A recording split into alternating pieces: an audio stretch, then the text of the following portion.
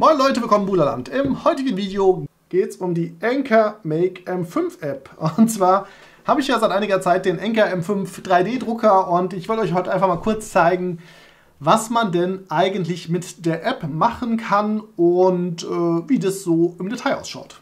Das ist die ganze App. Anfangs hat man hier quasi einen Überblick über alle seine Geräte. Das ist jetzt quasi das erste Gerät. Ja, ich habe es jetzt mal Daisy genannt. Da hat man auch alle möglichen Statusinformationen über die Druckplatte und über die Düse, wie heiß sie ist. Und man kann hier vorne quasi weitere Geräte hinzufügen.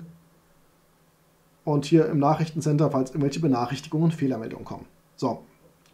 Ansonsten haben wir hier unten noch ein weiteres Menü, einmal Entdecken und einmal Ich.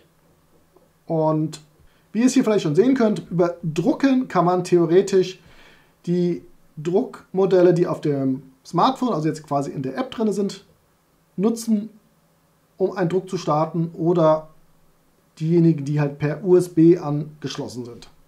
Hier über die Kamera kann man quasi die Live-Kamera an der Seite aktivieren. Da sieht man dann quasi, was gerade auf der Druckplatte so los ist. Jetzt druckt er natürlich nicht, da kann man nicht so viel sehen. Man kann auch noch ein Licht aktivieren und an- und ausmachen. Das ist, gerade wenn es sehr dunkel ist, dann doch ein Unterschied. In der Mitte bei dem Thermometer kann man noch die ganzen Settings einstellen für das Heizbett und für die Düsen, ob man sie heißer oder weniger heiß haben möchte, und kann entsprechend den Vorheizmodus starten. Und hier auf der rechten Seite kann man theoretisch noch die Anpassung des Druckkopfs vornehmen und entsprechend nach oben und unten bewegen. Gehen wir auf den Entdecken-Modus, und hier haben wir die Möglichkeit, ist leider noch ein wenig überschaubar, verschiedene Druckvorlagen zu verwenden. Die sind jetzt quasi direkt über die Anker-Seite, über die Anker Make-Seite. Ist relativ überschaubar, aber ich hoffe und ich gehe davon aus, dass es regelmäßig erweitert wird, und alternativ kann man hier dann quasi noch Discord joinen.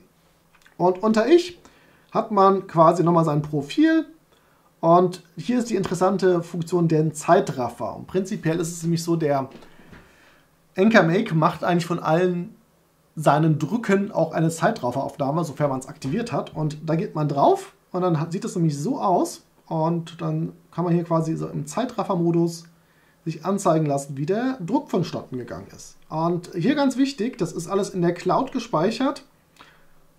Und wenn man hier auf die Einstellungen geht, muss man sicherstellen, dass das Ding grün aktiviert ist. Also das ist ein bisschen verwirrend. Hier steht nämlich oben, hier können die Zeitraffer-Videos ausschalten, was natürlich Quatsch ist. Hier schaltet man sie ein.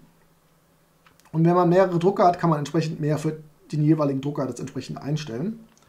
Ansonsten waren das jetzt eigentlich so die groben Einstellungen, die man auf der App vornehmen kann.